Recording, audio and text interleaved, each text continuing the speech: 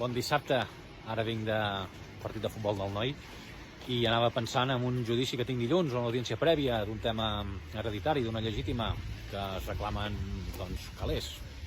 Tinc una pericial que diu que les finques valen 600.000 i l'altra part té una pericial que diuen que val 300.000, o sigui que haurà de decidir la jutge. I parlant de la jutge m'he recordat que amb aquesta jutge l'últim judici que vaig fer vaig guanyar, vam guanyar, el client va guanyar. I era un assumpte molt interessant perquè era una negligència mèdica d'una senyora que es va fer una liposucció a la panxa i així, i quan li van fer la liposucció, li van punxar la melsa i va estar 4 dies desangrant-se.